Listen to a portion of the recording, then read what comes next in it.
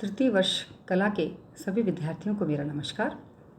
आज हम पढ़ने जा रहे हैं राजनीति विज्ञान का प्रथम पेपर और प्रथम पेपर का नाम है पाश्चात्य राजनीतिक चिंतन एवं विचारधाराएं।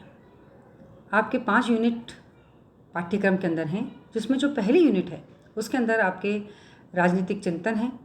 राजनीतिक चिंतन के अंदर प्लेटो एवं अरस्तु। आज हम देखेंगे प्लेटो का जीवन परिचय। प्लेटो प्राचीन यूनानी दार्शनिक है, जिसे प्राचीन राजनीतिक दर्शन का पिता भी माना जाता है।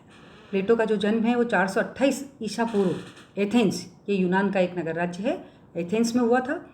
इनका वास्तविक नाम एरिस्टोक्लिस था। प्लेटो की जो उपाधि है उसे उनके गुरु सुकरात ने उनको दी थी। प्लेटो के रूप में सुकरात का एक तरह से पुनर्जन्म हुआ था।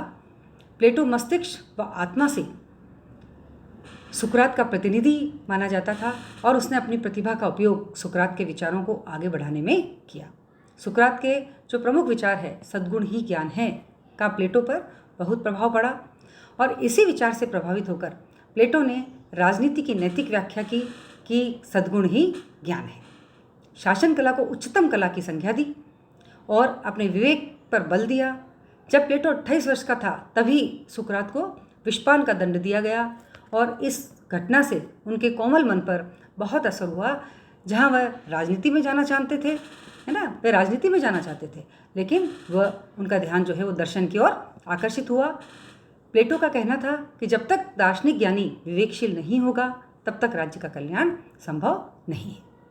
सुकरात की मृत्यु के पश्चात वे सिसिली चले गए और इस बीच उन्होंने कई ग्रंथ लिखे, जैसे एपोलॉजी, क्रीटो, गॉर्गियस। इसको लिखने में वे व्यस्त हो गए। रिपब्लिक जो उनका प्रसिद्ध ग्रंथ है उसको भी उन्होंने उसी समय लिखना प्रारंभ किया। सिसिली जब वे पहुँचे तो वहाँ पर डायनोशियस प्रथम का अत्याचारी शासन था।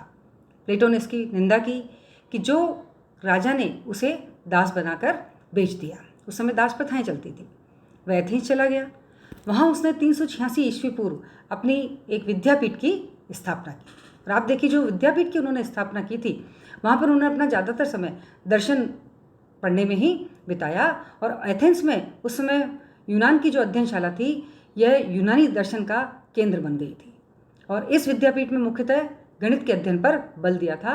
उन्होंने अपनी अकादमी के बाहर ही लिख दिया था कि भाई गणित के अध्ययन के बिना इसके अंदर प्रवेश नहीं दिया जाता है। उन्होंने एक बोर्ड लगा दिया था बाहर कि वह व्यक्ति यहाँ प्रवेश ना करे जिसको गणित का ज्ञान नहीं है ना। तो इस प्रकार उन्होंने अपनी एक अकादमी की स्थापना कर ली।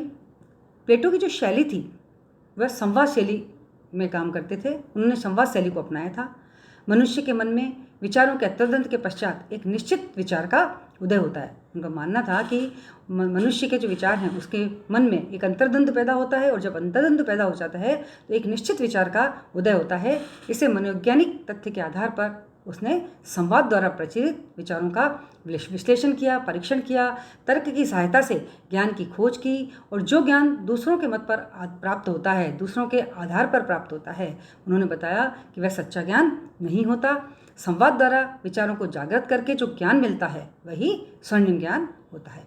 तो प्लेटो इस प्रकार के ज्ञान के पक्ष में था, है ना, कि विचार को जागृत करके जो ज्ञान हम प्राप्त करते हैं उसके संवाद जो थे वे सजीव और नाटकीय। उन्होंने जो उदाहरण लिए थे वो सजीव उदाहरण लिए थे, है ना, जो नाटकीय प्रभाव से मुक्त थे। उसमें किसी प्रकार की नहीं, जो वास्तविकता थी वही उदाहरण वे अपने विचारों के अंदर लेते थे। उनकी जो प्रसिद्ध पुस्तक है, आपको पता ही होगा कि उनकी प्रसिद्ध पुस्तक का नाम रिपब्लिक था। रिपब्लिक के जो प्रथम भाग है उसमें उन्होंने सुकरात के दार्शनिक विचारों की छानबीन की। सेफेलस का ध्यान अनुभव पर आधारित है, मननशीलता पर नहीं, यह उन्होंने देखा। पोलोमार्कस दूसरों के विचारों के आधार पर तर्क देता है। थ्रेसिमैकस तार्किकों का आंशिक प्रतिनिधित्व करता है।